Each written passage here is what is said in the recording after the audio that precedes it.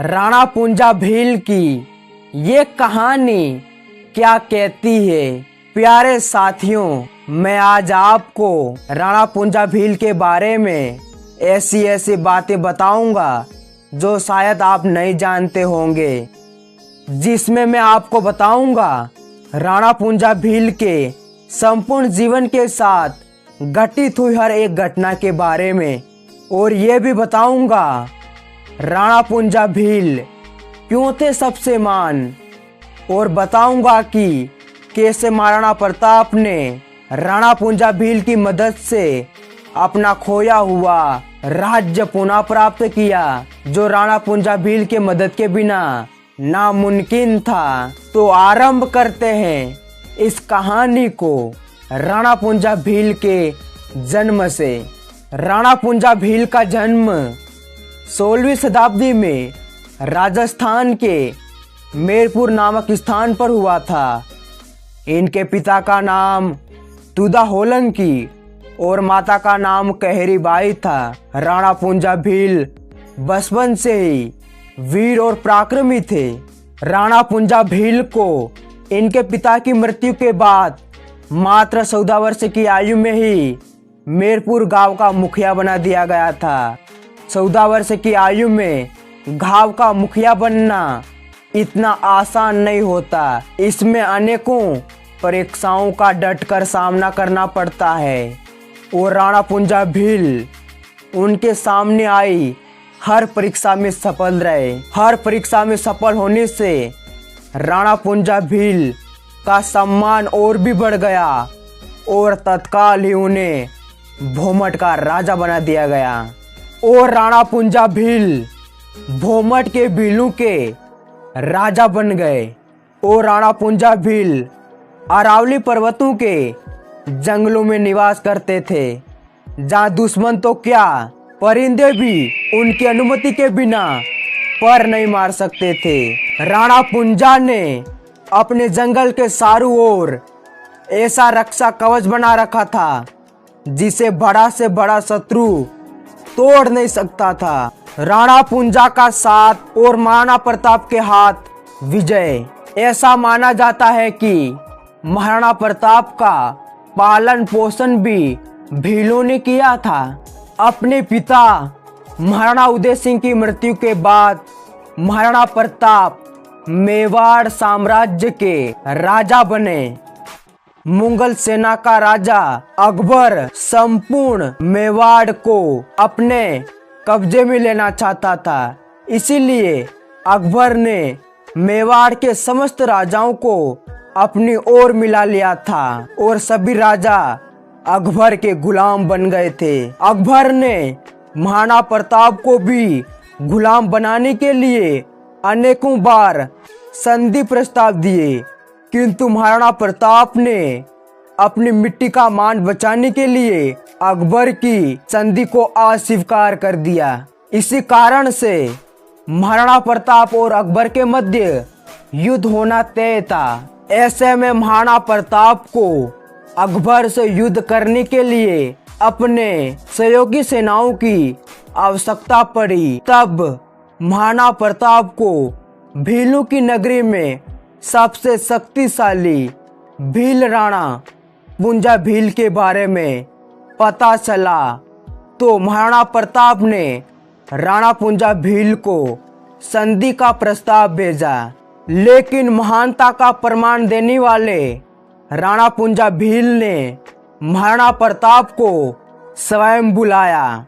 महाराणा प्रताप भीलों की नगरी भील प्रदेश गए और राणा पुंजा भील से मेवाड़ की रक्षा के लिए सहयोग मांगा। राणा पुंजा भील भले महाराणा प्रताप को कैसे मना कर सकते थे, क्योंकि महाराणा प्रताप को भी भील जनजाति के लोगों ने ही पाल पोस कर बड़ा किया था। राणा पुंजा भील महाराणा प्रताप की सहायता करने के लिए तैयार हो गए, और महाराणा प्रताप को वचन दिया कि मेवाड़ के सभी भील भाई और राजा पुंजा मेवाड़ की रक्षा के लिए तैयार है। यह बात सुनकर महाराणा प्रताप ने भील राणा पुंजा को अपने गले से लगा लिया और अपना भाई बना लिया।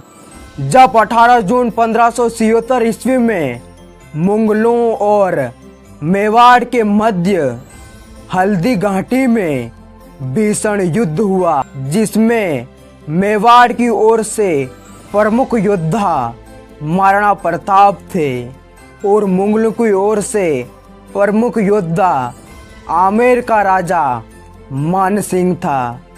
महाराणा प्रताप के पास कुल 3400 सैनिक थे, जिसमें 400 भील धनुधारी थे।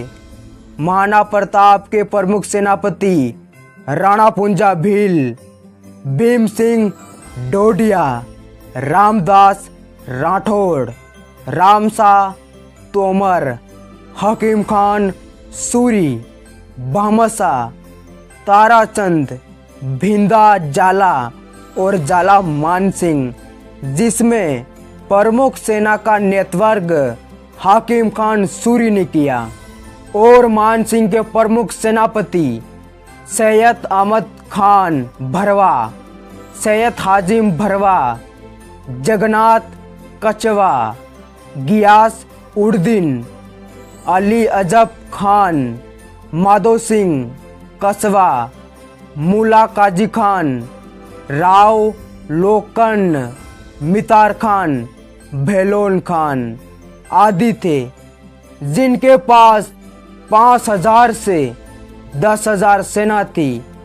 ऐसा भी माना जाता है कि अकबर की सेना हल्दी घाटी में 80,000 थी और महाराणा प्रताप की सेना हल्दी घाटी में मात्र 20,000 थी। ये सिर्फ माना जाता है, लेकिन सही क्या है ये इतिहासकारों को भी सही से पता नहीं है।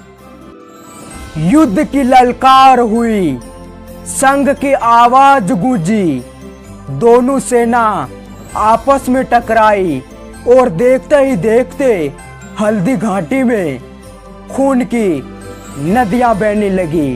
राणा पुंजा और उनके कबीले के वीर भीलों ने हल्दी घाटी युद्ध में गोरिल्ला युद्ध रणनीति अपनाई और हल्दी घाटी का युद्ध जीतने के लिए अपनी अंतिम ताकत भी झोंक दी।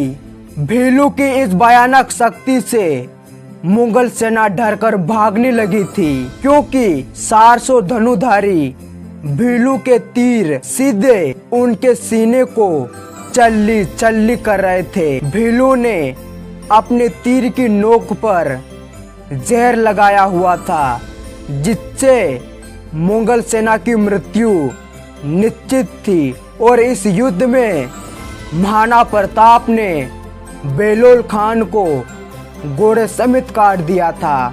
अब हल्दी घाटी युद्ध की विजय महाराणा प्रताप के तरफ थी, लेकिन अपनों की गद्दारी की वजह से महाराणा प्रताप को हल्दी घाटी का युद्ध छोड़ना पड़ा।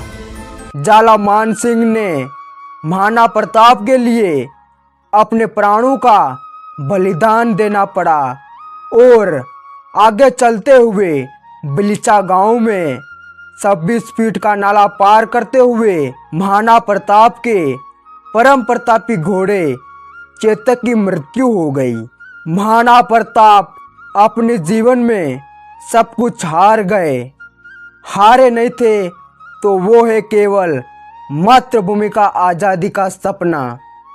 लेकिन अभी हल्दी घाटी का युद्ध समाप्त कहाँ हुआ था। भामाशाह ने महाराणा प्रताप को 25 लाख का सोना दिया और महाराणा प्रताप ने पुनः एक संगठित सेना बनाई और राणा पुंजा भील के गोरिल्ला और छापामार रणनीति से लगातार मुगलों पर आक्रमण किया और कुछ ही समय में महाराणा प्रताप ने अपना खोया हुआ राज्य पुनः प्राप्त किया। इस प्रकार महाराणा प्रताप और राणा पुंजा भील ने अपने सहयोगी दल भील जनजाति की बदौलत हल्दी घाटी के युद्ध में विजय प्राप्त की थी।